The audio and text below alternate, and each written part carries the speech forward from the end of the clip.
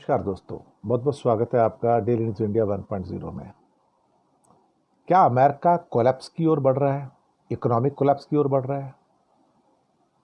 हालात तो कुछ ऐसे बनते नजर आ रहे हैं।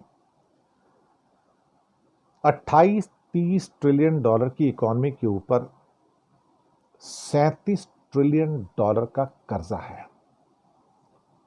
और हर साल की जो पेमेंट है वो 1 ट्रिलियन डॉलर से ज्यादा की है ब्याज की पेमेंट। जितना टैक्स कलेक्शन होता है अमेरिका में उसका लगभग 28-30% रीपेमेंट में चला जाता है ब्याज के रूप में। अब इसे देखो तो बहुत कुछ ऐसा हो रहा है जो अनप्रेसिडेंटेड है। अमेरिका की अर्थव्यवस्था में एक सबसे इंपॉर्टेंट पार्ट होता है ट्रेजरी बिल्स का। ट्रेजरी बिल्स के द्वारा ही सारी देश जो होते हैं ना अपने सेंट्रल बैंक से या बैंकों से कर्जे लेते हैं, जिसको बोरोइंग कहा जाता है। अब कुछ साल पहले की बात थी जब सबसे ज़्यादा जो ट्रेजरी बिल्स किसी के पास थे उनमें से एक कंट्री था चाइना।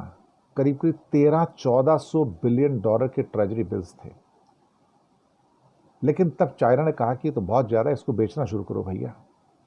और बेचते बेचते आज 650-700 बिलियन डॉलर पे आ गया। चाइना ने 700 बिलियन डॉलर के ट्रेजरी बिल्स बेच दिए। पहले ये ट्रेजरी बिल्स खरीदने के लिए लाइन लगती थी कि एक बार को आ जाए मार्केट में फट से खरीद लेंगे, इतना विश्वास था। लेकिन अभी पीछे जो ट्रेजरी बिल्स आए उनको तो बहुत दिक्कत आ गई साहब। खरीदने वाले नहीं है वहाँ पर, बेचने वाले बहुत हैं, खरीदार कम हो गए। पहली बार झटका लगता नजर आया अमेरिका को, ये हो क्या रहा है भाई, what the hell is going on. America के ट्रेजरी बिल्स नहीं बिक रहे हैं। रेटिंग एजेंसी ने 3A से घटाकर AA1 कर दिया और फिच ने भी किया, मूडीज ने भी किया, S&P क्रिसिल ने भी किया, सबने कर दिया। तो क्या अमेरिका की साख गिर रही है? हाँ, गिर रही है। अगर रीपेमेंट करने के लिए जितना आपको रेवेन्यू इंक्रीज चाहिए वहां पर वो रेवेन्यू इंक्रीज तो हो नहीं रहा, तो आप आनन फानन में इधर उधर हाथ मार रहे हैं। जैसे रेमिटेंस टैक्स लगा देंगे 5%, जो बेचारे इंडियन या बाकी जो लोग रहते हैं अपने देशों को पैसे भेजते, 5% टैक्स दे दो हमको। रंगधारी टैक्स होता है ना, वसूली। अब वसूली पे उतर आए हैं ये। फिर कहते हैं मैं कुछ और टैक्सों में छूट दे दूंगा। अब टैक्स में छूट दे दोगे, टैक्स आएगा कहां से? टैक्स में छूट दोगे, टैक्स आएगा कहां से? और टैक्स में अगर कटौती हो जाएगी तो आप उसके बाद इस किस्म की रेमिटेंस टैक्सेस वगैरह से कटौतियां अगर आप करके अपने खजाने को भरना चाहते हो तो आप नहीं भर पाओगे ना। ये तो फिर एक वो तरीका हो गया ना कि जहां पर आप अपने आप को धोखा दे रहे हो। लेकिन अमेरिकी इकोनॉमी का कोलैप्स तो शुरू हो चुका है, जहां पे कंपनियों को धमकाया जा रहा है भैया तुम इधर आ जाओ।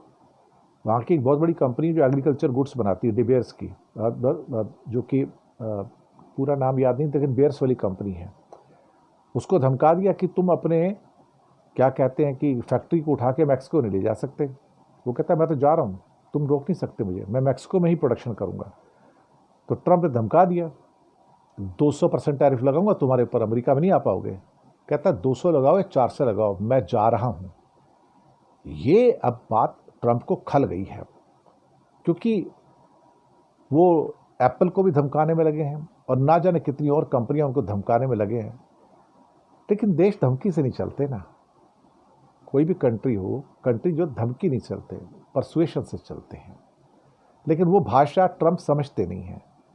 कहते हैं ना, ट्रंप जाने से पहले अपने देश को बर्बाद ही करके जाएंगे और डेट ट्रैप में ऐसा डाल के जाएंगे कि वहां से निकल नहीं पाएगा। और शायद फिर यहीं से डॉलर का डेक्लाइन स्टार्ट होगा। जी हाँ, डॉलर का डेक्लाइन स्टार्ट होगा। और ये डेक्लाइन जो है अपने आप में बहुत इंपॉर्टेंट होगा।